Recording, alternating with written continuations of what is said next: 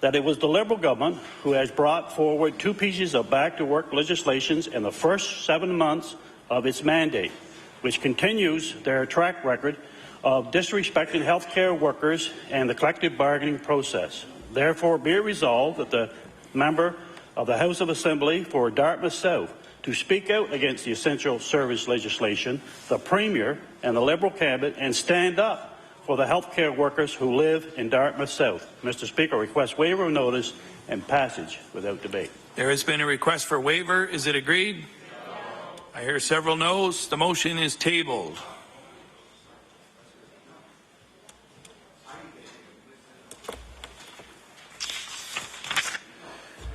We'll now move on to oral questions put by members to ministers. Time is now 2:20. We'll conclude at 3:20. The Honourable Leader of the Official Opposition. 3:50. My apologies. Everyone loves the The Honourable Leader of the Official Opposition. Thank you, Mr. Speaker. My question is for the Premier. Capital Health yesterday issued a media release saying, and I quote, "We have many, many more patients currently in the QE2 hospital than we can safely care for," and I will table that for the House, Mr. Speaker. My question for the Premier, will he now admit that patient care has already been compromised? The Honourable Premier. Thank you, Mr. Speaker. Mr. Speaker, I would say to the Honourable Member, yesterday with the Wildcat strike that had taken place, obviously caused some major concerns for the delivery of health care. I'm pleased to see, Mr. Speaker, that those healthcare workers are back on the job, and it's my hope that we'll have passage of Bill 37 today that will allow the essential service component to be negotiated, and Mr. Speaker, then the strike can continue. The Honourable Leader of the Official Opposition on his first supplement. Thank you, Mr. Speaker. There were 89 surgeries cancelled yesterday, 5 of which were heart surgeries. Many patients who made their way to the hospital only found out when they got there that their surgery was going to be cancelled. Mr. Speaker, that is the case here at Capital Health, but surgeries are being cancelled in other health authorities around the province as well. So once again, we are faced with that same old story where we have chaos in our healthcare system, and a government that again waited until the last minute to deal with it and take action. Mr. Speaker, my question for the Premier is, will he explain why he waited until the eve of a strike to decide that nurses are essential to our system when it was clear for weeks that there was a deadline of April the 3rd? The Honourable Premier. Mr. Speaker, it was my hope, Mr. Speaker, that a resolution could have been resolved at the bargaining table, Mr. Speaker. As the member opposite would know, there was a strike notice put in on Monday morning to give 48 hours notice, Mr. Speaker. What we have put in place, quite frankly, Mr. Speaker, is the very thing that the leader of the Conservative Party is now complaining about, is putting in place some certainty for those patients so that they know if there's going to be labour disruption in the healthcare system, what services will be available. They'll know well in advance. Those won't be negotiated in the final hours, Mr. Speaker. We're now spending more time arguing about what's an emergency, what isn't. What we're asking for, what this legislation does, it puts in place, Mr. Speaker, what is an essential service, what will be covered, and then the labour disruption can happen. The Honourable Leader of the Official Opposition on his final supplementary. Mr. Speaker, it's actually the Premier that we all wish would be consistent. While in opposition, he said that he believes emergency services should be dealt with in times of labour peace and not in the days before a possible strike. That's a direct quote, and I'll table that for the benefit of the House. Here we are on the eve of a strike. Yesterday, 89 surgeries were cancelled at Capital Health, 30 more in Annapolis Health, and many more around the province. I'll ask the Premier quite simply, why didn't he take his own advice, which he issued before the election, instead of letting 100 Nova Scotians go without their surgery yesterday? The Honourable Premier. Mr. Speaker, as the Leader of the Opposition would know, and all members of this House would know, this is the third potential health care disruption that we've had in 7 months. Mr. Speaker, the very thing that he referenced that I talked about, that this should happen prior to getting into the final days of negotiation, Mr. Speaker, is exactly right. This is exactly what this bill does. It lays out a process that would allow us to ensure that we could communicate to Nova Scotians what essential services would be available before a labour disruption.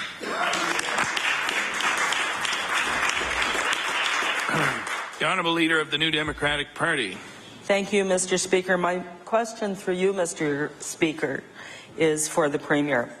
Mr. Speaker, nurses' agreements with the Capital Health District contains an MOU that they negotiate emergency services in the event of a strike.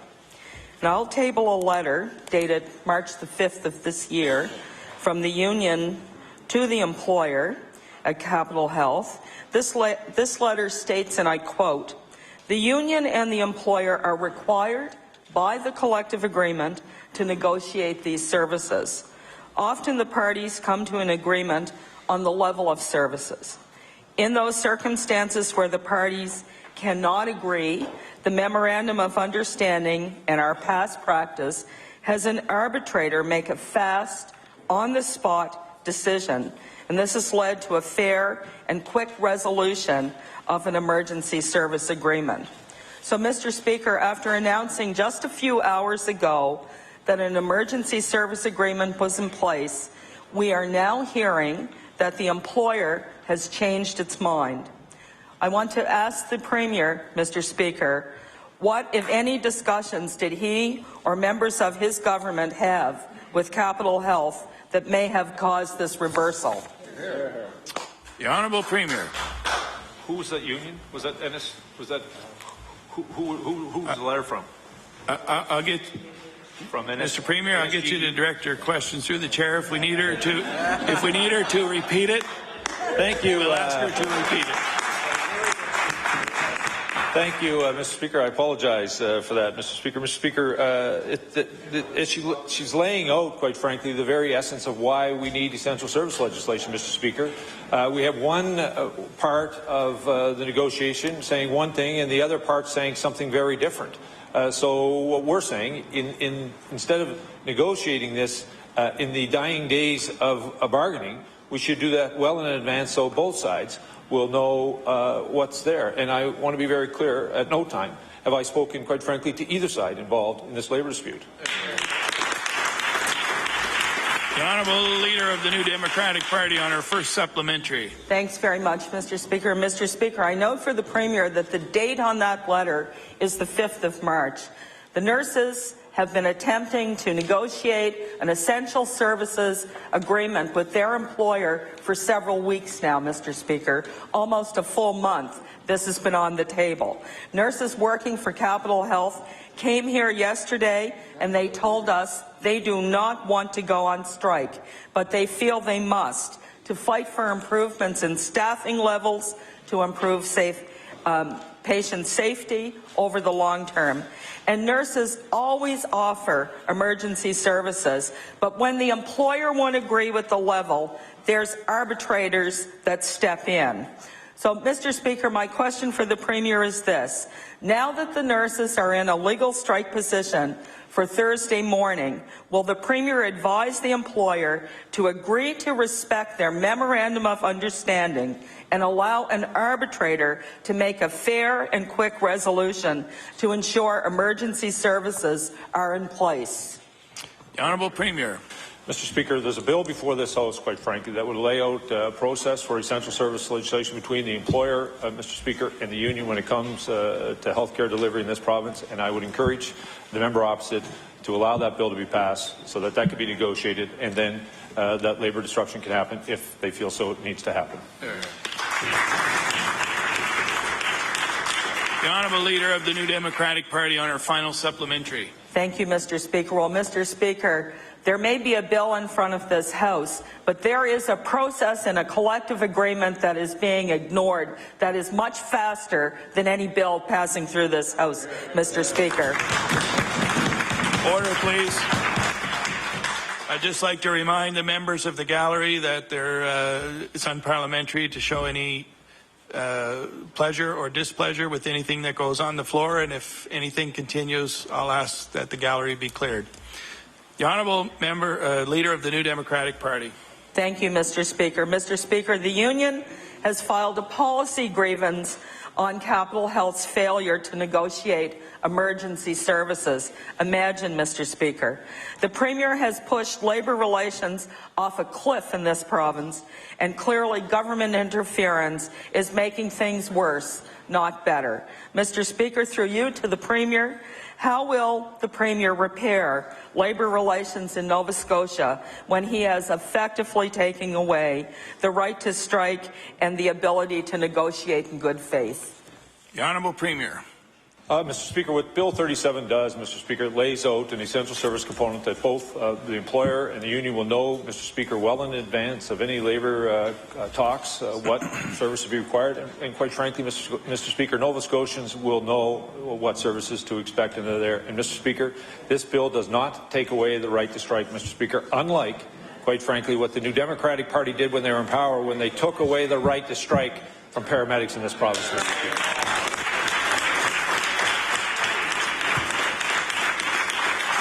The Honourable Leader of the Official Opposition. Thank you, Mr. Speaker. My question is to the Premier. As we know now, Mr. Speaker, the Premier once said in writing that essential services plans should only be made well in advance of a potential strike and never on the eve of a strike. Well, he has been in office for almost 6 months now, Mr. Speaker, and during that time we had a brief 11-day fall session, and there's very few pieces of legislation before this session of the House, Mr. Speaker. There's been lots of notice to get this right. So my question to the Premier, after 6 months and lots of notice, how does doing nothing for 6 months protect patient care? The Honourable Premier. Mr. Speaker, this bill before the House, Mr. Speaker, very clearly lays out a process that would allow, quite frankly, for both sides to negotiate an essential service package well in advance of a labour disruption, Mr. Speaker, as well as protecting the right of healthcare workers to strike, unlike the Leader of the Conservative Party who wants to strip that right away from healthcare workers. The Honourable Leader of the Official Opposition on his first supplementary.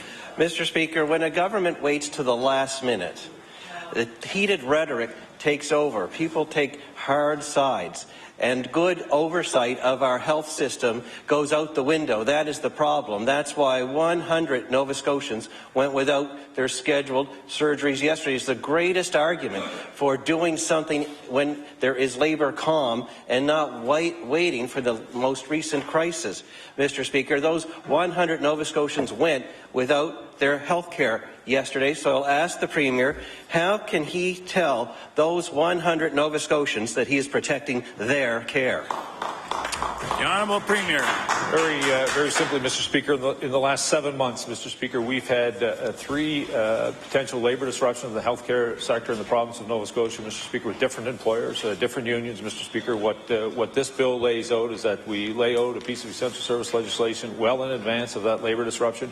I would hope that the Leader of the Official Opposition will support the passage of this bill so that we can see it go forward to this House. But, Mr. Speaker, one difference between the Leader of the Conservative Party and this Premier, Mr. Speaker, is I believe healthcare workers should have the right to strike, and this bill protects it. The Honourable Leader of the Official Opposition on his final supplementary. Mr. Speaker, we just heard from over 100 healthcare workers in the last 2 days who have a very different view of what the Premier is doing around their rights than what he just said. And quite frankly, Mr. Speaker, although we have lots of problems with the bill that the government has brought forward in this House, we are doing the responsible thing. In fact, I believe we're cleaning up his mess by not getting in the way so that bill can be in place, as it inevitably will because of the Liberal majority, so that a strike can be avoided. That is what's going on in the House this week, Mr. Speaker. But it doesn't change the fact that 100 Nova Scotians went without their surgery yesterday, and the Premier had 6 months, and by his own admission, 3 warnings to get his act together and get something in place long before it reached another crisis, Mr. Speaker. So I will ask the Premier to explain to those 100 Nova Scotians who had their surgeries cancelled yesterday why they have to pay for his 6 months of inaction? The Honourable Premier.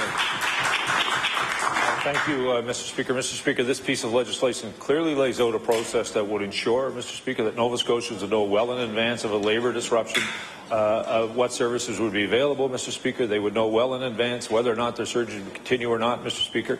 Unlike the leader of the Conservative Party, Mr. Speaker, who wants to strip the right of healthcare workers' right to strike away from them, this bill does not. It protects both essential service legislation and it protects the right to strike.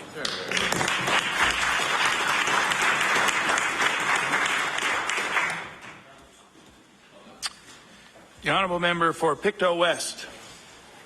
Thank you very much, Mr. Speaker. My question is for the Minister of Economic and Rural Development and Tourism. The Liberal platform states we need to ensure that government becomes the lender of last resort, and we need to do it now, and I will table that document. The lender of last resort implies that the government would ensure that all other lending options would have been exhausted. Today, in all Nova Scotia, it references a March 5th, 2014 commitment of $500,000, and I'll document that as well, please. My question to the Minister, will the Minister explain what sources of funding were exhausted before the government came in as lender of last resort? The Honourable Minister of Economic Development.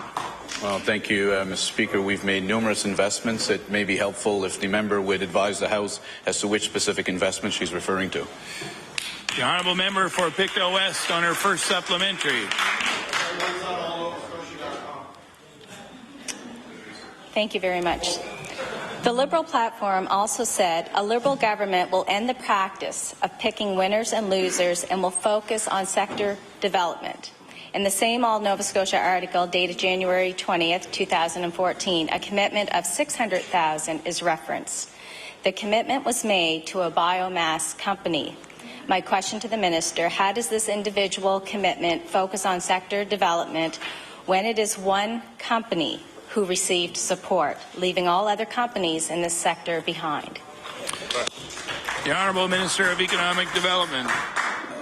Speaker, the confusion that comes from the official opposition never seems to end because, in one sense, the leader of the official opposition would say that NSBI should be responsible for all economic development. In fact, I think he even suggests NSBI should run the government and not even have a cabinet. But in this case, this is a recommendation.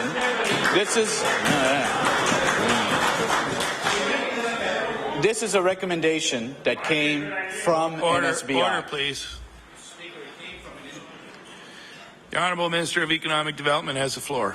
Mr. Speaker, this was a matter that came from the independent board of NSBI, so which the leader of official opposition has said is what should be making these decisions. So if the member has an issue with the recommendation from the board of NSBI, then for once and for all tell us, do the official opposition support Nova Scotia Business Incorporated working with Nova Scotia Business, or do they not? The Honourable Member for Pictou West on her final supplementary. In the government's own press release just yesterday claimed that the new website would summarize approved investments, and I'll table that document.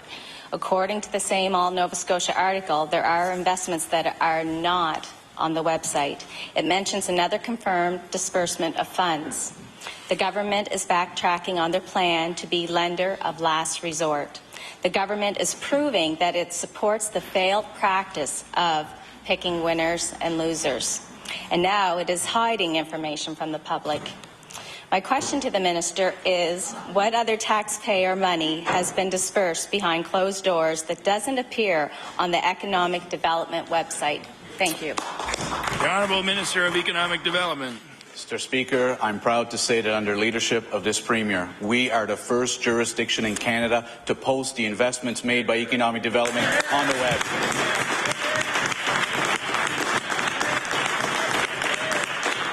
Mr. Speaker, the very fact that the member can stand in this House and ask questions about our investments is proof of the transparency that is taking place. Order, please. The Honourable Minister has the floor. Speaker, the fact that the member can even ask about those investments is proof that the website is working, that Nova Scotians from one end of the province to the other can look at the investments that we're making. The investments that she is referring to are investments that were recommended by Nova Scotia Business Incorporated. If she has questions about the work of NSBI, tell us once and for all, does the official opposition support NSBI or don't they?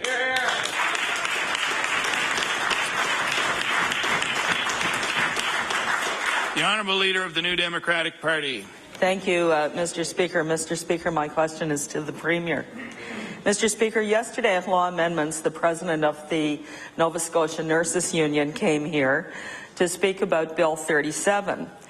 Now, she and her union have a collective agreement in place for nurses all across the province outside of the Capital District Health Authority and all of our regional hospitals and small health centres.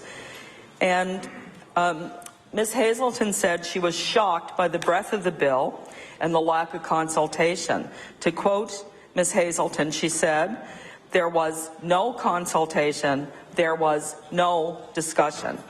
So, Mr. Speaker, knowing this piece of legislation will have serious implications for healthcare workers, I want to ask the Premier why he chose not to consult with people like Ms. Hazelton before this legislation was brought forward.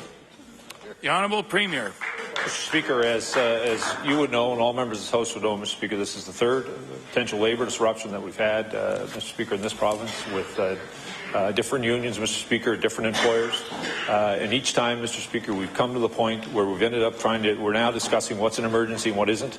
This bill clearly lays out steps that would put in place essential service legislation that would move forward. Mr. Speaker, as the leader of the New Democratic Party pointed out, the NSNU has, in more recent time, has negotiated packages well in advance, Mr. Speaker, which actually leads credence to this bill, which is about negotiating this in advance of ensuring that. But we've had three, Mr. Speaker, labour disruptions in the healthcare sector that have left Nova Scotia patients wondering what services are going to be in place. This process will deal with it.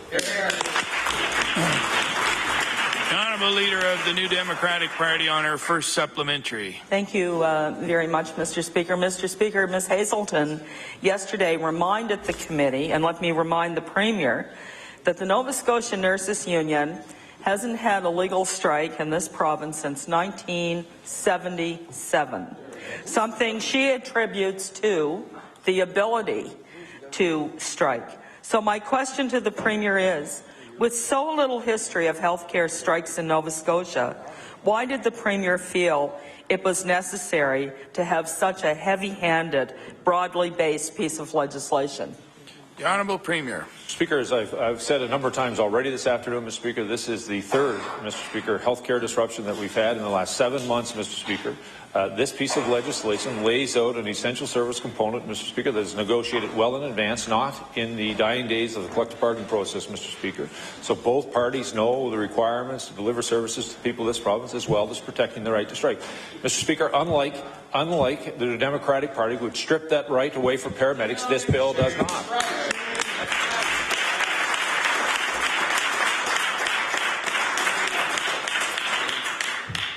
The Honourable Leader of the New Democratic Party on her final supplementary. Thank you, Mr. Speaker. Well, Mr. Speaker, healthcare workers are telling the Premier that the right to strike, as we know it today, is a tool that they must have in order to get fair collective agreements. The difference between Bill 37, Ms. Hazelton says, and I quote, is not collective bargaining, it's collective begging. Mr. Speaker, my question through you to the Premier is this. How will this legislation enhance healthcare workers' ability to negotiate fair collective agreements when you've allowed the balance to tip so far toward the employer? The Honourable Premier. Mr. Speaker, I disagree with the premise of the question, Mr. Speaker. The fact this piece of legislation lays out that an essential service component, Mr. Speaker, as well as protecting the right to strike. And I want to remind all members of this House, we are the last province in Canada to bring in essential service legislation, Mr. Speaker. The Honourable Member for Hants West. Thank you, Mr. Speaker. And my question through you is to the Minister of Health. Mr. Speaker, earlier this week I asked the Minister what assurances he could provide for the patients and nurses in the Hants Community Hospital that their health care would be there when they needed it. The Minister responded, and I quote, Mr. Speaker, and I will table this document, "I think that the member opposite will find that, in fact, this hospital will have the nurse complement and the teams in place to deliver services to the people of Hants West area." End of quote. Yesterday, in the Hants Journal, it was reported that as many as 26 surgeries in the Valley area were to be cancelled. Mr. Speaker, my question through you to the Minister, why wasn't the Minister aware of the full extent of the impact this will have on patients across the province? The Honourable Minister of Health. Thank you very much, Mr. Speaker, and to the member for Hants West. We know that once a strike gets underway, because of the integrated nature of our healthcare system, then it's going to have impacts certainly on 4 or 5 of the surrounding hospitals to Capital. And in this case, we know that that has now taken place. I feel very, very strongly that this is why, because of the nature of the group we're talking about here, the requirements of health care, we need to know well in advance what Nova Scotians in an impacted hospital or community of hospitals would be receiving for care. Patients do need to know well in advance as to what services they can count on if indeed there is a strike. The Honourable Member for Hants West on his first supplementary. Thank you, Mr. Speaker. 26 cancelled procedures in the Valley District, nearly 100 more cancelled across the province. Patients are the ones who are suffering because of this government's issues around collective bargaining or the lack thereof. Mr. Speaker, my question, will the Minister admit today that patients across the province are not receiving the care that they need because of the chaos associated with the impending labour disruption? The Honourable Minister of Health. Thank you very much, Mr. Speaker, and to the member from Hants West. I have indeed communicated now to a number of families who have reached out to me that long-awaited surgeries, especially orthopedic procedures, indeed have been impacted already. You know, Mr. Speaker, what this piece of legislation really does is say we care about the safety of patients in this province.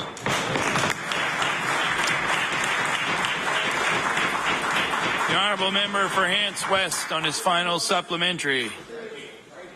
Thank you, Mr. Speaker. On top of the procedures and the surgeries cancelled yesterday, it was announced that the Digby General Hospital's emergency department will now be closed due to a physician not being available. In the Liberal Party platform, it says, and I quote, Mr. Speaker, our Liberal government will do what it takes so that our health care system puts patients first. And to quote, Mr. Speaker, does the Minister believe that Nova Scotians whose procedures have been cancelled or who do not have access to their local emergency department believe they are being put first by the current government? The Honourable Minister of Health. Thank you very much, Mr. Speaker. And in many ways, I don't use this as a way of avoiding the question a member has asked here, but it is very, very early days as we work to put in place a system that is provincially oriented, patient-centered, and very responsive to the needs of citizens. I feel that as we move to a very highly integrated system, that can indeed be achieved. But in this instance here, we are indeed concerned for any and every patient that has been impacted by the current disruption. The Honourable Member for Sydney Whitney Pier. Thank you, Mr. Speaker. Mr. Speaker, my question through you is to the Premier. I attended Law Amendments Committee yesterday morning when it began at 9 a.m. I listened intently to the witnesses who shared their experiences and asked them questions and made a note of potential amendments. I was upset when the acting chair cut me off when I was asking important questions to witnesses. Sadly, Mr. Speaker, this was not the only occasion the chair stopped opposition members from engaging witnesses. So my question for the Premier is, why did the chair only cut short the questions from opposition members at the Law Amendments Committee? The Honourable Premier. Mr. Speaker, I would suggest that's a question of you, and I would also remind the member, does he remember Ross Landry? The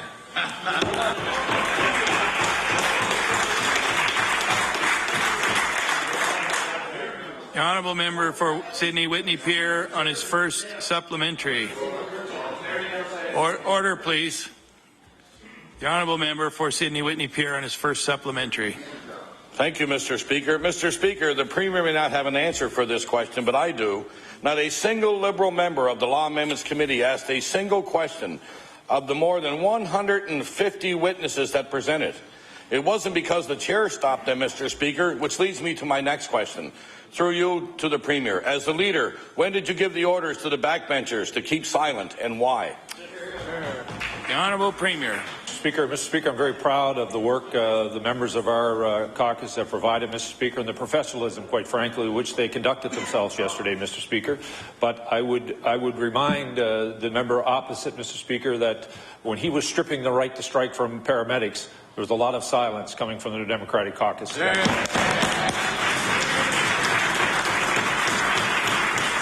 Honourable Member for Sydney Whitney Pier on his final supplementary.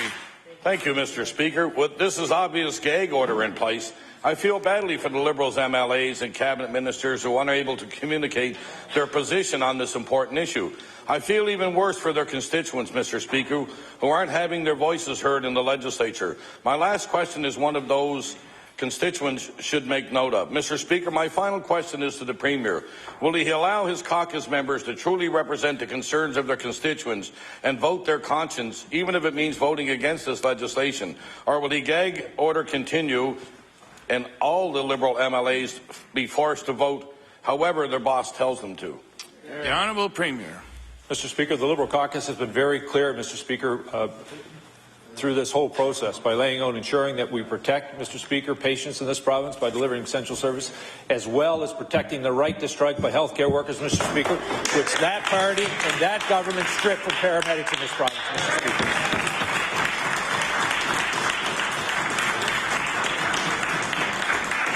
The Honourable Member for Pictou East. Thank you, Mr. Speaker. My question today is for the Minister of Health. Yesterday, the Minister of Health announced that family members of Canadian Forces members will receive first aid coverage for all insured services.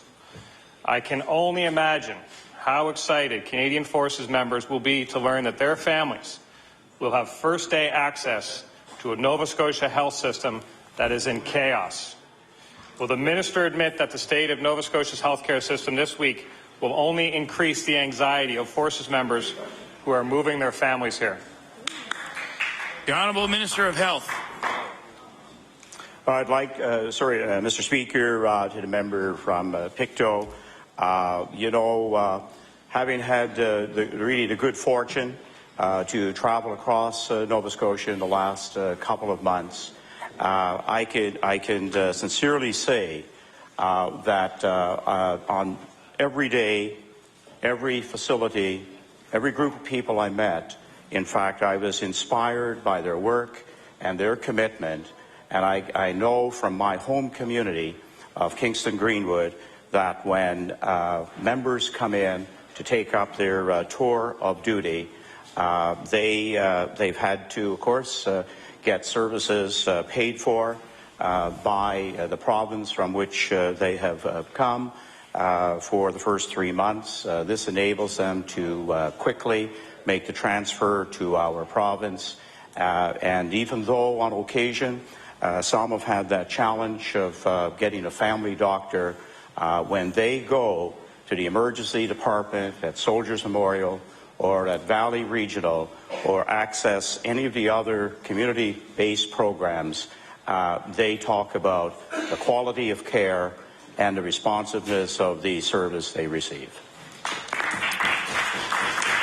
The Honourable Member for Pictou East on his first supplementary. Thank you, Mr. Speaker. And I'm sure Nova Scotians appreciate the fact that the Minister did travel the province. And I sincerely hope that when he traveled the province, he listens to those healthcare professionals and maybe even engage them and ask them a question or two. Because what we've seen yesterday in 19 hours of testimony in the committee room over there is not a lot of interest from the Liberal caucus. So hopefully when he was on his tour, he did a little different. And when you think about all of the things that were happening in this building yesterday, with over 100 nurses telling their stories, the timing of the minister's press release, given the impending strike, is puzzling at best and offensive at worst. Will the minister apologize to the military families for his ill-timed, embarrassing press release? The Honourable Minister of Health. Thank you, Mr. Speaker, and thank the member opposite for the question. And when I'm contacted by members of the Canadian military that are in my community and quickly engage in all the activities that go on, they have only positive things to say about their experience with the care locally, and if they have to come here for tertiary level care in this province. Sometimes our perceptions can be skewed, in fact, by one event, but the overall picture in our province, and as the member well knows, the member really knows the quality of care that they receive in Pictou, at Aberdeen, and at that outstanding collaborative care centre, and that is typical, in fact, of what we receive across Nova Scotia. The Honourable Member for Pictou East on his final supplementary. Thank you, Mr. Speaker. As a person that grew up in a military family, I can tell you that moving to a new province is one of the biggest challenges that military families face. And unfortunately, families posted to Nova Scotia are coming to a province with the highest taxes, the highest power rates, and now the most chaotic health system in the country. Will the minister tell this House what other costly surprises are in store for military families, courtesy of the Liberal welcome wagon? The Honourable Minister of Health. Well, I can speak first and foremost for the community where I live, and thanks to the work of the previous government and the Annapolis Valley District Health Authority, in fact, because they had been hearing from their local member that, in fact, there weren't enough family doctors over the past 3 years.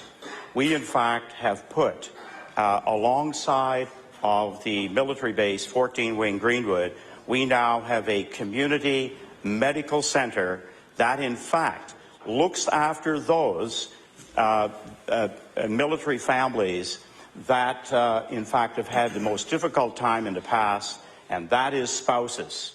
And now the military community in our area can get same-day or next-day care, and that is a great advance, and I'm sure we would find that in other military communities across our province. The Honourable Member for Chester St. Margaret's. Mr. Speaker, my question through you to the Premier. We heard time and time again from people at Law Amendments that they felt that they had been misled by their local Liberal candidate. In an election email to a voter from the Minister of Energy, and I will table that, Mr. Speaker, and he wrote, "It has always been my belief that honest, open, and productive collective bargaining is the way to go. Essential services legislation often just results in wildcat strikes. My question to the Premier is, what did you say to your Minister of Energy to convince him to change his mind?" The Honourable Premier. Thank you, Mr. Speaker. Mr. Speaker, as the honourable member would know, when she was voting to strip away the right to strike from paramedics in this province, Mr. Speaker, that this is now the third healthcare labour disruption that we've had, Mr. Speaker, in this province. Our piece of legislation very clearly lays out a process that would ensure that Nova Scotians know exactly what essential services are in place, Mr. Speaker, and then we would allow, Mr. Speaker, the strike to continue, Mr. Speaker. The Honourable Member for Chester St. Margaret's on her first supplementary. Mr. Speaker, at Law Amendments, a sentiment was raised a few times about the indifference of Liberal MLAs to the testimony being offered. The Liberals asked for their votes on the doorstep just 7 months ago, but wouldn't ask a single question in law amendments.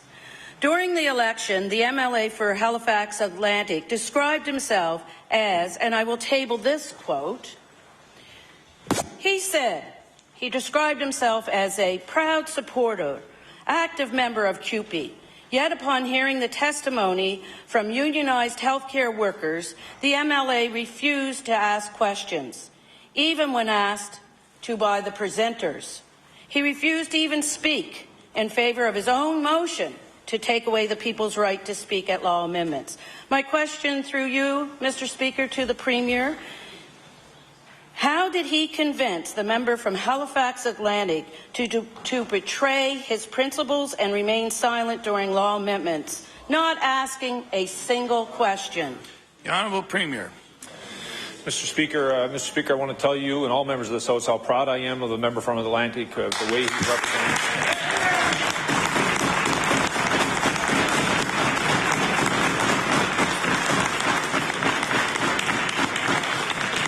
Day in and day out, Mr. Speaker, not only does he represent the people of Atlantic, but he represents Nova Scotians, Mr. Speaker.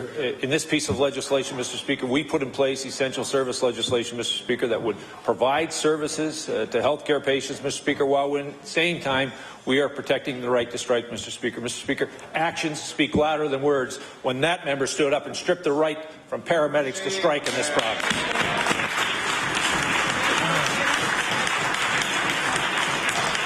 Honourable member for Chester St. Margaret's on her final supplementary. Well, Mr. Speaker, yesterday we even had to go as far as to embarrass the Liberals to bring in an interpreter for an individual who was deaf, who was told that he did not call in enough time, and maybe they should have got interpreters for themselves to speak. So, Mr. Speaker, the member for Halifax Armdale is also the chair of law amendment. Yesterday evening, night, and throughout the morning, witnesses were wondering if she would appear, even just pop her head in to hear from a few of the healthcare workers. So, through you, Mr. Speaker, to the Premier, why did the Premier not allow the MLA for Halifax Armdale to chair the Law Amendments Committee during those long hours of testimony? And can he tell us where she was hiding? The Honourable Premier. Mr. Speaker, first of all, Mr. Speaker, the Minister of Justice actually was in the chair for a period of time yesterday, Mr. Speaker. But let me be clear, Mr. Speaker, the Minister of Justice was also doing her job of being a minister, Mr. Speaker, to administer to the many challenges that are faced by this province because of 4 years.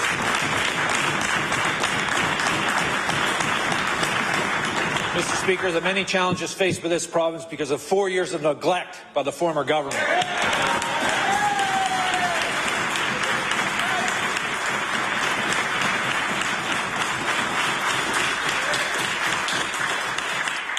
The Honourable Member for Pictou West.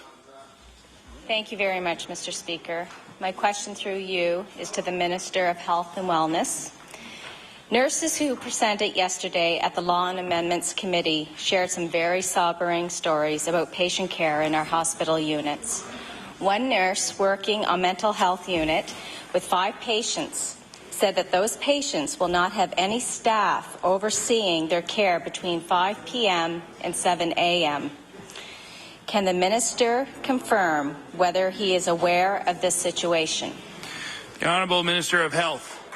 Thank you very much, Mr. Speaker, to the member from Pictou.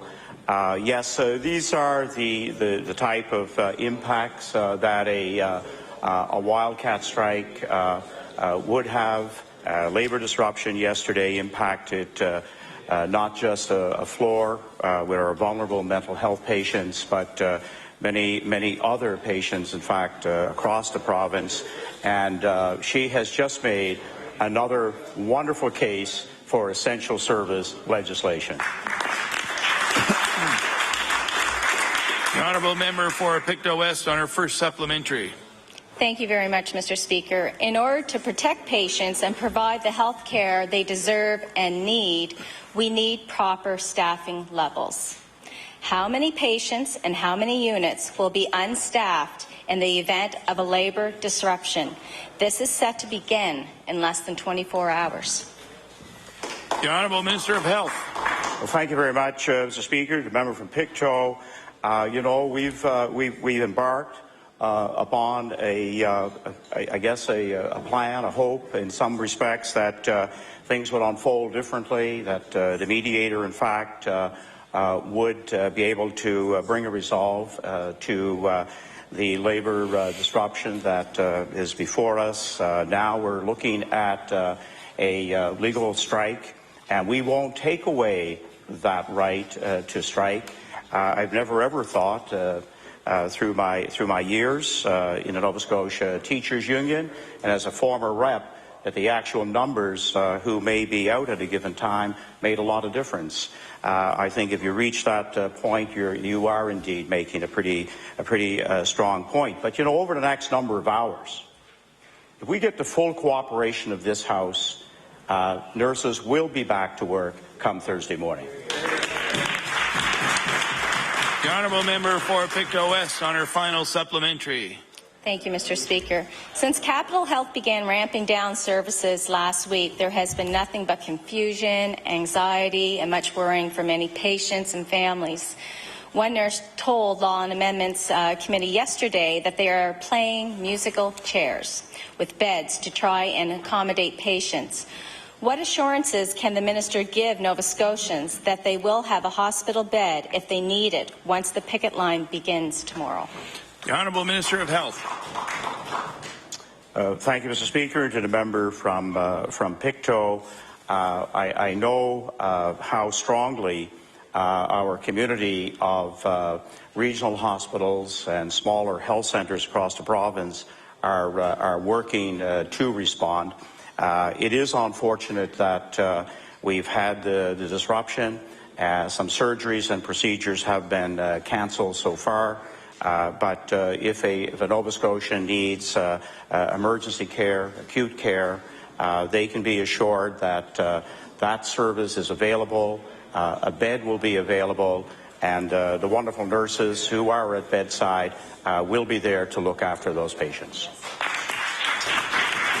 The Honourable Member for Sackville-Cobequid. Thank you, Mr. Speaker. My question is to the Premier. Mr. Speaker, yesterday myself and my colleagues heard from dozens of healthcare workers in law amendments. We asked them many questions and learned a lot from their perspective and their testimony, Mr. Speaker. My question through you to the Premier. I'm wondering, what did the Premier hear from the nurses at law amendments? The Honourable Premier. Mr. Speaker, I've heard from nurses all across this province and healthcare professionals, Mr. Speaker, and what they have said to us, Mr. Speaker, is that they want to ensure that their right to strike is protected, Mr. Speaker. This bill does that. They also talked about, to me, Mr. Speaker, about the care that they have for their patients, Mr. Speaker. This bill will actually allow us to lay out a piece of essential service legislation so their patients will understand exactly what services will be available so that we're not doing it in the dying days, Mr. Speaker, as we lead into a labour disruption. The Honourable Member for Sackville-Cobequid on his first supplementary. Thank you, Mr. Speaker, but the Premier didn't answer the question. I asked him what did he hear from the nurses, over 100, if not more, that were in our own chambers over the last day or so, Mr. Speaker. I'll fill the Premier in on one of those testimonies that I heard throughout the testimonies that we heard yesterday, Mr. Speaker. We heard from a nurse, Trish McDonald, a nurse here in Halifax, who had told us about one of the worst shifts she's worked in over 27 years, Mr. Speaker, as a nurse. A shift that happened less than 48 hours ago. Her story was heartbreaking, Mr. Speaker. Unbelievable. While working short-staffed, one of her patients died, and another patient had to be cardioverted or shocked 5 times, Mr. Speaker, while awake. Imagine working under those conditions. So I'd like to ask the Premier, why does the Premier think it's okay for nurses like Trish McDonald to be put in situations like the one I just described? The Honourable Premier. Mr. Speaker, first of all, I want to extend my condolences to the family, Mr. Speaker, of that. But no Nova Scotia, Mr. Speaker, would want to see any health care provider, Mr. Speaker, put in the circumstances that he described, that he's describing, Mr. Speaker. The fact of the matter is, Mr. Speaker, what we've clearly laid out has been in a piece of essential service which provides services to those patients as well as protecting the right to strike. Mr. Speaker, as I've said many times in this House, the Minister of Health now is traveling this province, looking at issues about as we merge, Mr. Speaker, 9 district health authorities into one, looking at the very thing that he is talking about, Mr. Speaker, which would be ensuring that we have the right mix of staff. There's nowhere else in the country, Mr. Speaker, where we put in staffing ratios, Mr. Speaker. There is plenty of places where we have essential service, Mr. Speaker. That's what we're focused on today, to ensure that those services are in place, and the Minister will embark on ensuring, Mr. Speaker, that the staff levels are correct in hospitals all across this province. The honourable member for Sackville-Cobequid on his final supplementary. Mr. Speaker, the situation I just described wouldn't be any better under essential service legislation, Mr. Speaker. This happened while nurses like Trish were at work, Mr. Speaker, working, understaffed, shift after shift. Mr. Speaker, Trish told law amendments that her working conditions are unbearable and that she is prepared to sacrifice over $20,000 in pension just to be able to retire 2 years early, Mr. Speaker. That's unimaginable. I can't imagine health care workers needing to make that decision, Mr. Speaker. We know how challenging it is when you are retired, Mr. Speaker. So I'd like to ask the Premier, why does the Premier think it's fair for nurses like Trish and hundreds of others, Mr. Speaker, in this province, who have worked almost 30 years as a nursing profession in Nova Scotia, to now be making those decisions? The Honourable Premier. Speaker, as I said to the member opposite, Mr. Speaker, the Minister of Health is now embarking across the province to deal with the very issue, Mr. Speaker, that he's talking about, Mr. Speaker. Nowhere in the country, Mr. Speaker, has that ever been enshrined in legislation, Mr. Speaker. Nowhere in the country has staffing ratios been enshrined in the legislation. But, Mr. Speaker, after 4 years of neglect, quite frankly, by the NDP government, finally, a Minister of Health is going around talking about the very issue that has been raised, Mr. Speaker.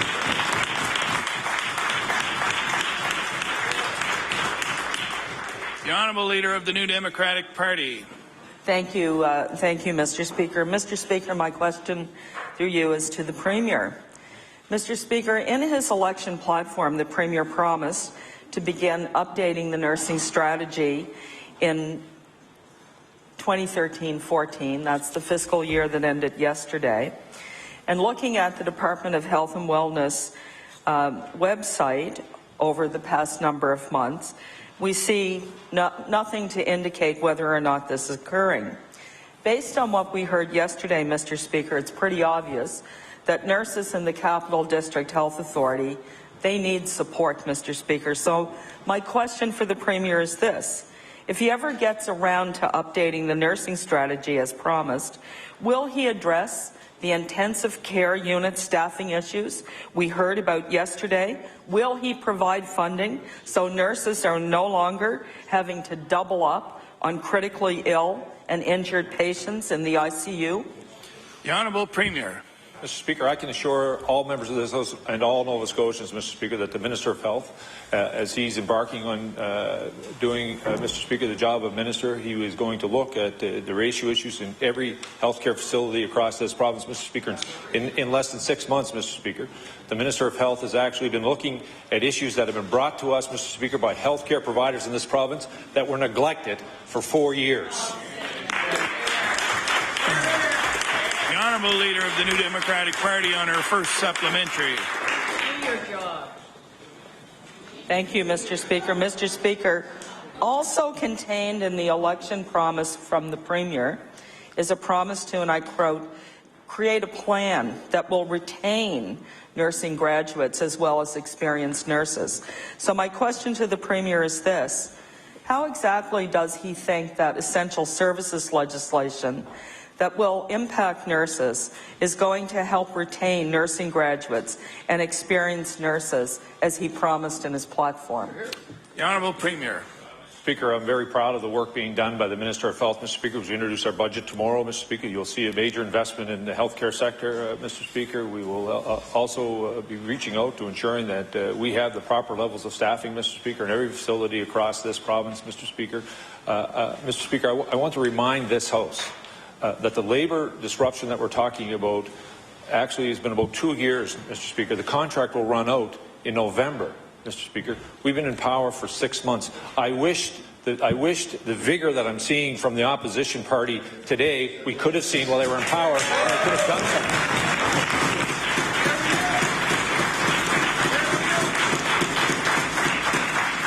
The Honourable Leader of the New Democratic Party on her final supplementary. Thank you very much, Mr. Speaker. Well, Mr. Speaker, in the Premier's platform, the section on nurses, 3 sentences long, is titled Supporting Our Nurses. Yet I know from the nurses I spoke with yesterday here and the ones we're hearing from all around the capital region, these nurses are feeling very let down by a Premier who promised to support them prior to the election, but they clearly are getting a very different picture of the Premier that they have. So, Mr. Speaker, my question to the Premier is, why do you think nurses feel so let down by the promises and the commitments that were made to them by you prior to the election that are now being broken?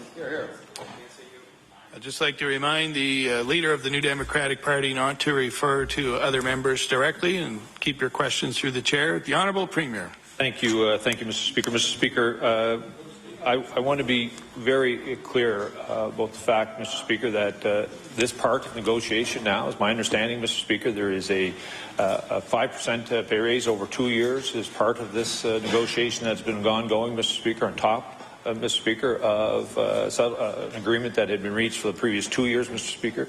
I also want to be very clear that the Minister of Health is actually engaged in conversations about the very issues that are being brought to us, Mr. Speaker, by nurses, about the issues about staffing on floors, Mr. Speaker, not only in the capital region, but across, Mr. Speaker, across the province. I'm very proud of the work that he's been doing on behalf of all Nova Scotians, Mr. Speaker. And, Mr. Speaker, one of the reasons why I believe nurses are feeling the way they are is because for 4 years they had a government that wouldn't listen and neglect it, Mr. Speaker. They wanted to fix the problem. They could have fixed it, Mr. Speaker, before October.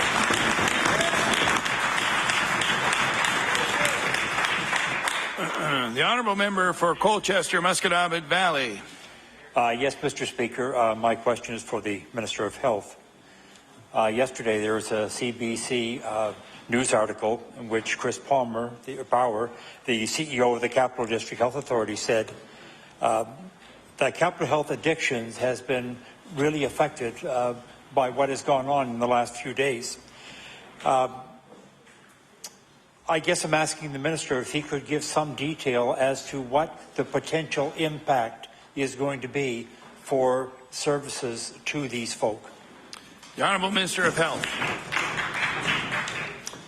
Thank you very much. And to the member opposite, I know there have been a couple of situations to date where patients who are in an unstabilized manner did get removed from capital and out to other centres where comparable services are available.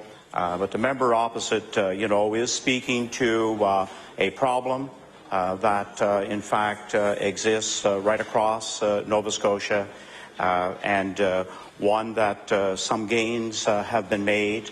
There are many other areas of support for our addicted community and those with addictions and mental health requirements, not just during the current labour disruption, but areas that will need ongoing support, more clinicians to make sure that they, in fact, are looked after.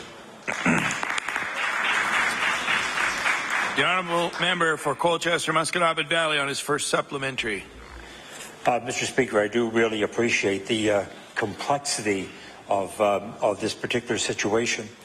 There are a lot of programs for folks with addictions, such as counseling and inpatient treatments, day treatment programs, recovery groups, and support for family members and others that might be affected.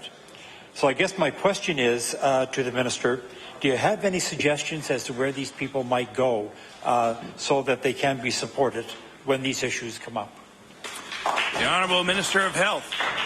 Thank you very much, and it almost sounds like we're into estimates already, and I need to give that whole panorama picture of what happens across the province. But I know in terms of, yes, this was one of the areas, and in fact, I know, having put a lot of time, a lot of energy, done a considerable amount of research in this area over the last couple of years, because of the impacts of many deaths in a short time in the Annapolis Valley.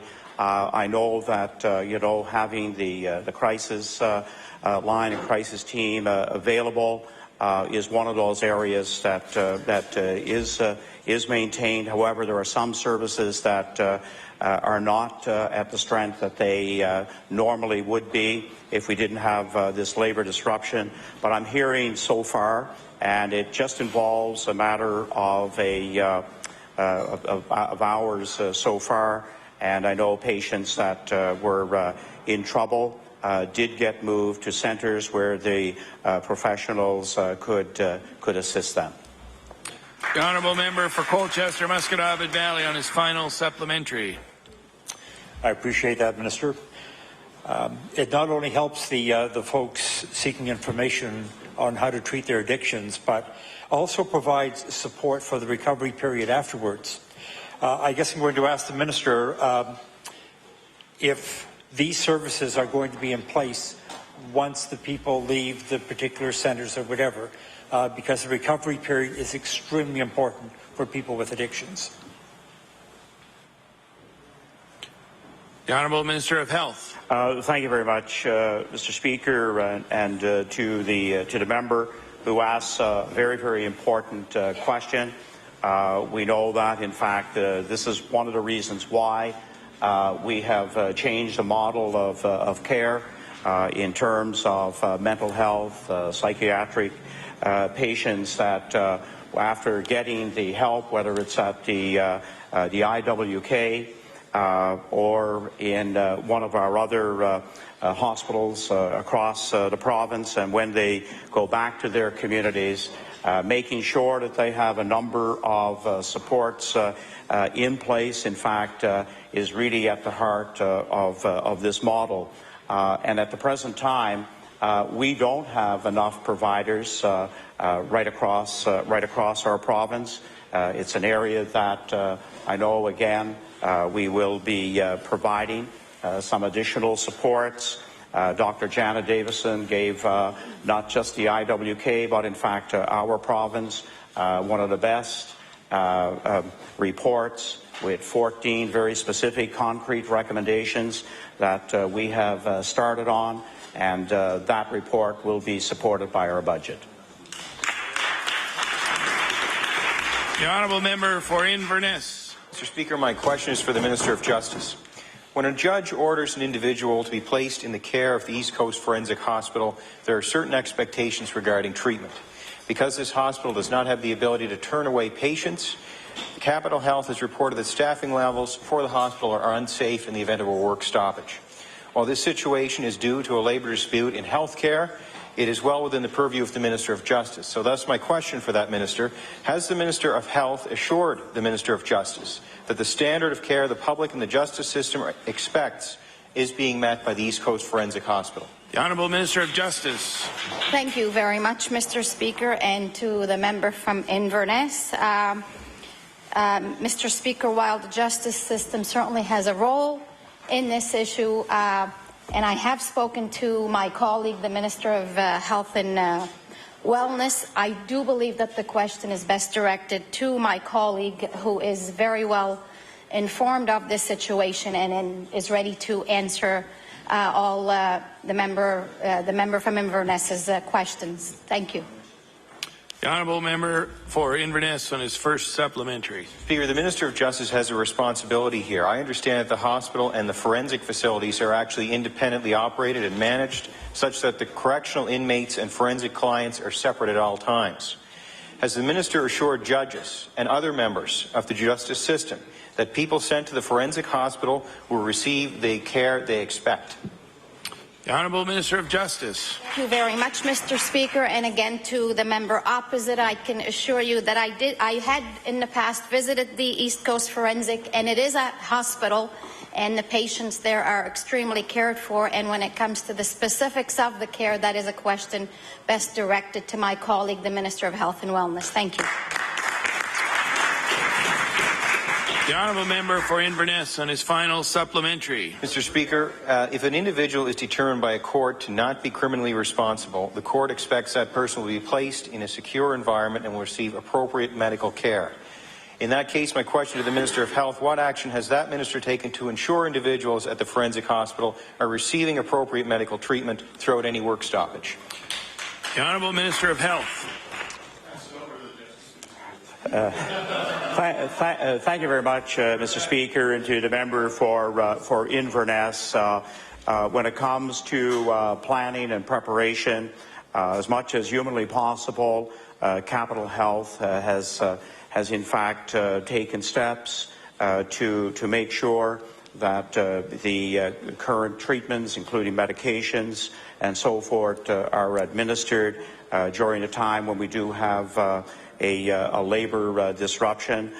Is the staff at the same complement and level during normal and ordinary times? No, but the very, very highly qualified staff that have enormous challenges day in and day out in their work are prepared and will in fact meet the requirements of clientele.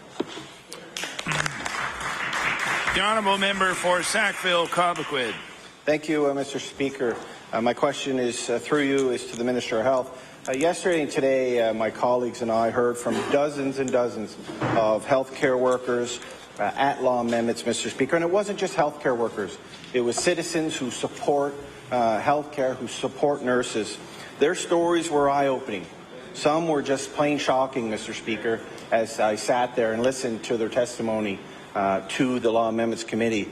So I'd like to ask the Minister, I'm wondering, did the Minister make a point to hear any of those stories at Law Amendments? If no, why not? The Honourable Minister of Health. Thank you very much, Mr. Speaker. And over the past couple of weeks, really over the past couple of months now, I, in fact, have been hearing from nurses and many health care providers in the last couple of weeks prior to arriving at the disruption that we currently have. I started hearing, from others. I am becoming acquainted with their stories, with the challenges that they do face.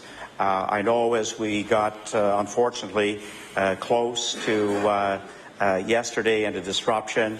In fact, I was back towards the end of last week. I was planning a full day at the QE2, starting with doctor rounds in the morning, meeting a number of nurses, and most felt that perhaps in the current climate that may not be best executed. But certainly, I will give all nurses at the QE2 my time, not in the current environment, but an opportunity to sit down and have them give me in fine detail what their staffing issues are. All across North America,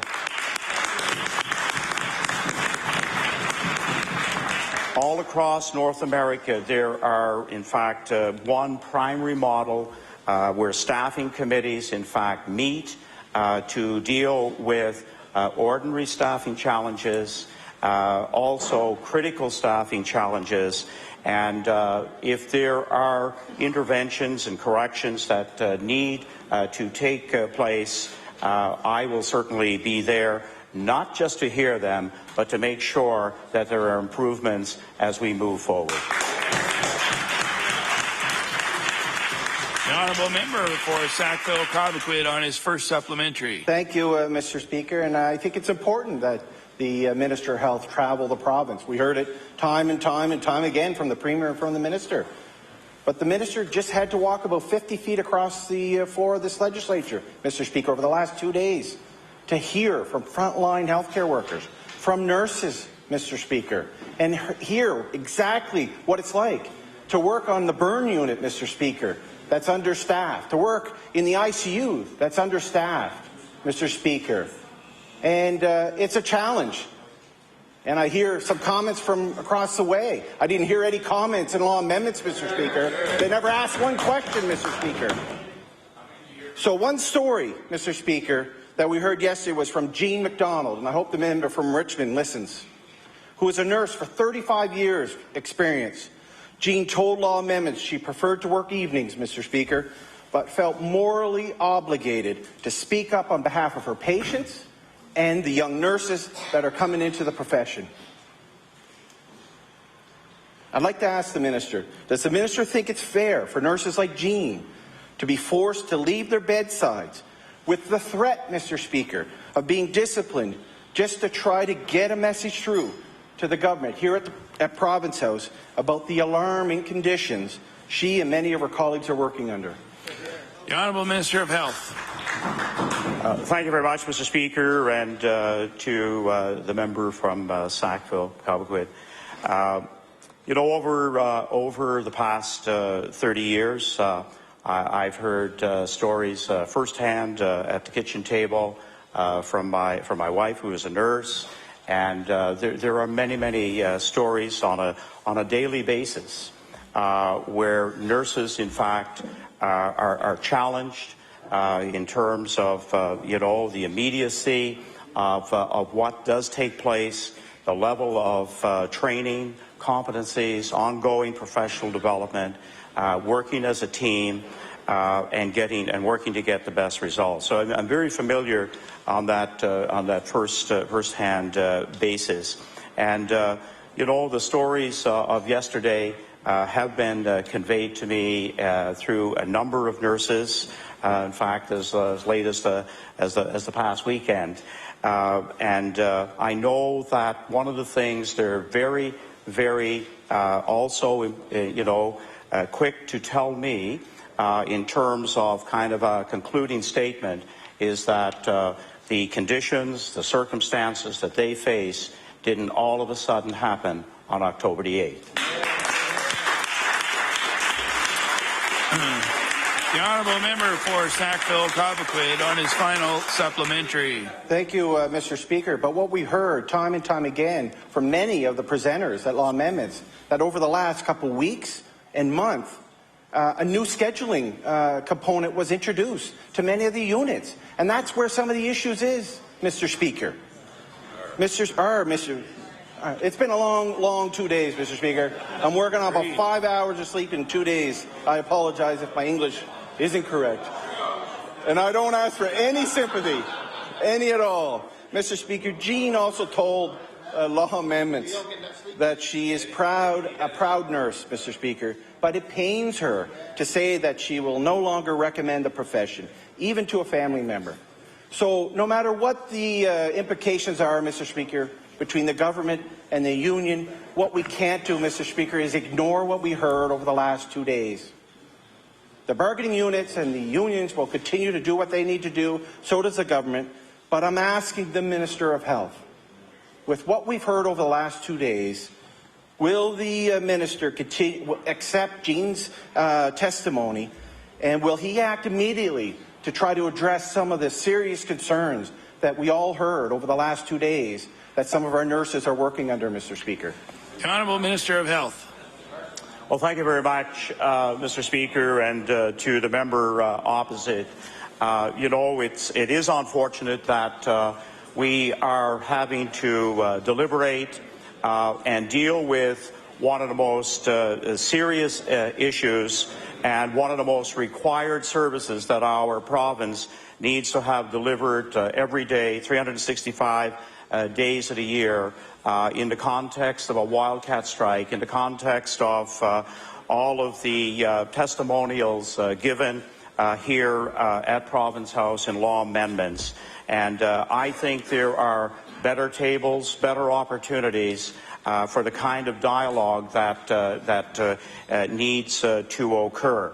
And I am certainly willing, whether it's one nurse or 400 nurses, I am prepared to meet with them when this issue finally meets a resolve, and that what nurses will tell me, yet they can be assured I will act upon it. And this is one of the things, one of the areas as I get to know the system and those who make it happen every day, it gives me a greater opportunity to be responsive and to make sure that quality patient care remains front and center in all they do and what we do as a government. The honourable member for Kings North. Mr. Speaker, my question is for the Minister of Fisheries and Aquaculture. Last week, the Minister of Fisheries and Aquaculture told this House, and I quote, "We will not be presenting legislation around the collection of a lobster levy." And Mr. Speaker, I'd like to table that. Fortunately, he said we will not have to do that. We can do it by regulation. Mr. Speaker, my question for the Minister is, when does the Minister expect to have those regulations in place? The Honourable Minister of Fisheries. Thank you, Mr. Speaker. We are indeed going to move forward with those. We're going to hold consultation with the industry before we put those in place. The honourable member for Kings North on his first supplementary. Thank you, Mr. Speaker.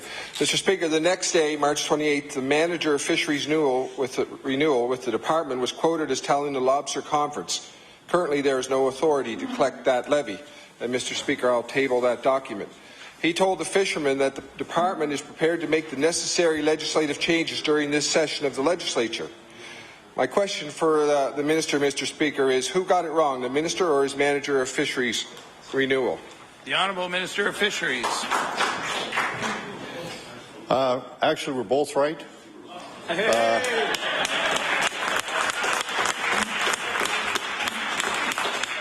We actually have the authority to put it in place, but we have to put legislation in place in order to collect it. The honourable member for Kings North on his final supplementary. Mr. Speaker, the lobster fishermen need clear leadership from this government and not conflicting statements on the same day to different audiences. So when will the Minister give the lobster fishermen an accurate and clear indication of how he intends to act with regard to the levy? The Honourable Minister of Fisheries. Thank you very much. It's a very important question to the economy of Nova Scotia. Lobster fishing represents one of the biggest, if not the biggest, employer in the whole province. And we have to do it right. We have to do it in a timely manner. But we have to have consultation with the industry before we put it in place, and that's critical. If we're going to move the industry forward on quality, which we have to put in place, and there has not been a lot of discussion around quality, and marketing that we have to do both nationally and internationally, we have to have a quality product first. And of all the reports, a small section of the report was talked about quality. Everybody wants to put this product on the market and market it right away. But if you don't have quality, you don't have repeat business because you have quality, it won't work. So we're going to review that whole situation and move forward on it in a solid way, that we're going to grow Nova Scotia's economy in the fishery as we had done in the past. And previously, the value of exports in Nova Scotia had dropped. When I was minister 15 years ago, we were the biggest exporter of fish in the country, and actually when you put all the other provinces together, we still had more exports than anyone else or all of them combined. We have now gone neck and neck with New Brunswick, and I give them a lot of credit for what they've done as the chief exporters of products in the province, fish products. But the fishing industry is the biggest employer in the province, and we have to really make sure when we move forward we do it properly with the economy of Nova Scotia in mind. The honourable member for Pictou Centre. Thank you, Mr. Speaker. Mr. Speaker, my question is for the Minister of Finance. The Minister of Labour and Advanced Education announced the elimination of interest for a portion of people who have student loans last week. My question to the Minister, will the graduate retention tax credit be compromised while the government decides to eliminate the interest on student loans? The Honourable Minister of Finance. Well, thank you very much, Mr. Speaker. And in answer to the member's question, I think that it's important that we not preempt or discuss items that will be in tomorrow's budget, so we will leave that for later. Thank you. The honourable member for Pictou Centre on his first supplementary. Mr. Speaker, I'm looking forward to the budget. Mr. Speaker, the graduate retention tax rebate provides up to $15,000 in relief to graduates if they stay in our province. This policy change regarding interest only provides about $800 over its lifetime. My question to the Minister, will the Minister make it clear to the Nova Scotia graduates that they will not be trading in a $15,000 benefit for an $800 benefit? The Honourable Minister of Finance. Thank you very much, Mr. Speaker. And one point was just mentioned that we perhaps had preempted the interest payment portion. That announcement had to be made before April 1st, as I understand it, because there's a prior year's cost. So we had to do that for that reason, and that's why you would have seen that on Friday. So just to make that point. And Mr. Speaker, there is no relation between the two taxes and the two benefits that we're discussing. Thank you. The Honourable Member for Pictou Centre on his final supplementary. Thank you, Mr. Chair. Mr. Speaker, the numbers put forward by government last week, Mr. Speaker, indicated of a total of $1.6 million to be divided among 18,000 students. That's an average savings of about $89 per student per year. The graduate retention program commits $2,500 per student per year. My question for the Minister, will the Minister commit today that the students and graduates in Nova Scotia will not be misled by the Liberal government? The Honourable Minister of Finance. Thank you very much, Mr. Speaker. And absolutely the budget that will be brought in tomorrow will be a budget about our commitments and that people can rely upon those. Thank you. The Honourable Member for Cape Breton Centre. Thank you, Mr. Speaker. Mr. Speaker, my question is for the Minister of Labour and Advanced Education. Very early yesterday morning, I stood in this House and asked that very minister if she would commit to sit in on law amendments to hear what healthcare workers had to say about her bill that she introduced that day, or the previous day, I should say, Mr. Speaker. So, Speaker, my question is to the Minister of Labour. My question: could she please tell me and tell this House which testimony was she most struck by when she sat in that committee? The Honourable Minister of Labour. Thank you, Mr. Speaker. I would say the testimony that struck me most directly was the young nurse who came to my office recently who sobbed about how working conditions have deteriorated over the last number of years. And I can assure the former minister and the current member that, in fact, I took that very seriously. Thank you. The Honourable Member for Cape Breton Centre on his first supplementary. Thank you, Mr. Speaker. Well, it shouldn't take it serious enough to just walk across the hall, Mr. Speaker. But, you know, Mr. Speaker, to be truthful, that not myself nor any of the members can recall seeing her there. So for a government speaker that campaigned on the promise of transparency, we've seen bills introduced without notice or consultation, and now the minister doesn't want to listen to the very people that are affected by this bill. So, Speaker, I want to ask that minister is when will she actually sit down to meet the representatives of the 30,000 plus workers which her legislation impacts? The Honourable Minister of Labour. Thank you, Mr. Speaker. Our first priority is to protect the safety and the health of Nova Scotians without jeopardizing the right to work. We have again introduced legislation that ensures patients and their families can continue to count on healthcare essential services during a strike. Thank you. The honourable member for Cape Breton Centre on his final supplementary. You know, Mr. Speaker, during the 2013 election, the member for running for the seat in Bedford, now the Minister of Labour, told the Chronicle Herald the #1 issue in her re-election that she hears is health care. And that seems to have been gone by the wayside. So I guess I want to ask the Minister, which did she do? Did she spend, how much time did she spend in law amendments, and how much time did she spend hobnobbing with Liberal senators at their AGM? The Honourable Minister of Labour. Thank you, Mr. Speaker. In fact, that's exactly why we introduced this legislation, because health care is such an important issue. And Mr.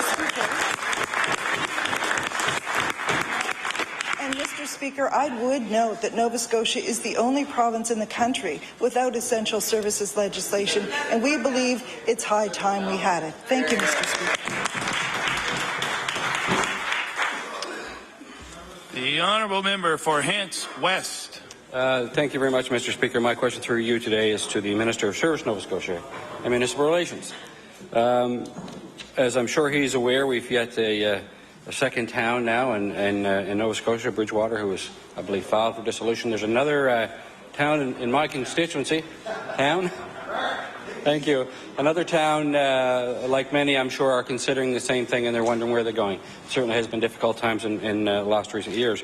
But Hansport has given notice publicly now that they will also be meeting on April the 9th, I believe, to discuss this very topic. And I'm wondering if the Minister of Service, Nova Scotia, has been contacted and invited to take part in that. The Honourable Minister of Service, Nova Scotia, Municipal Relations. Thank you, Mr. Speaker. As I've traveled the province over the last 3 months, I've had discussions with numerous municipalities. And to their credit, municipal leaders are taking a lead role in open-minded discussions on other forms of government that they believe is best suited for their communities. The honourable member for Hants West on his first supplementary. Thank you very much, Mr. Speaker, and through you to the Minister once again. As he, I'm sure, is aware, we have had the town of Windsor, which is also represented in my constituency, as well as Municipality District West Hants. I want to make sure I get those all right. And Hansport, of course, I have the honour of representing all three of those areas. I believe correspondence has been sent, and I don't have it today, or I would table it, but I believe it has been sent to the Minister with regards to amalgamation. The A word continues to come up, which is not as bad a word as some people might think it is, at least on the discussion. I believe the town had sent the letter, or the mayor, perhaps, on behalf of the town of Windsor and council, and wonder if you were taking part in any of those discussions or have responded to that letter you received. The Honourable Minister of Service, Nova Scotia, Municipal Relations. Thank you, Mr. Speaker. Yes, in fact, I've had discussions with the town of Windsor. We were scheduled to meet last Wednesday evening. That was preempted by the storm, and we're proposing meeting dates for next week, and look forward to those discussions with the leadership in the town of Windsor. The honourable member for Hants West on his final supplementary. Thank you again, Mr. Speaker, and I thank the Minister for his answers. I would ask this question just giving where everything is, and I think there are probably some areas or municipal units that are in favour and are working together and talking, and there are others who are not, that maybe wish they were or wonder and desire how that could all take place. Is the Minister and or the government, your department, initiating from within this opportunity to go out and speak and review the number of municipalities in the province of Nova Scotia? The Honourable Minister of Service, Nova Scotia and Municipalities. Thank you, Mr. Speaker. As of today, officially, the Department of Municipal Affairs. I just want to follow up on the question of my colleague in opposition. Over the last 3 months, we've had extensive discussions, and there's a combination of factors, but safe to say that the leadership in our municipal governance are openly discussing amalgamation, and it's not the dirty word that it used to be only a few short years ago. Of the 36 discussions I've had, 34 of the municipalities have put amalgamation on the table as a point of discussion. And our government is there to support them in whatever capacity we can to ensure that they find the model of government that they believe is in the best interest of their communities. The Honourable Leader of the Official Opposition. Thank you, Mr. Speaker. My question is to the Minister of Transportation. Mr. Speaker, as all members of the House know, there was a tragic accident on the Cobequid Pass this past storm. Resulted in a young fatality, and I know all members of the House would wish to extend their condolences to the family involved. I'd like to ask the Minister of Transportation if his department has undertaken a review of the amount of snow clearing equipment and the snow clearing practices on the Cobequid Pass to determine that they are sufficient when we have storms like we had earlier this week. The Honourable Minister of Transportation. Thank you, Mr. Speaker, and I'd like to thank the Leader of the Official Opposition for the question, and I share with him in the thought that we send the condolences to the family of the incident victim.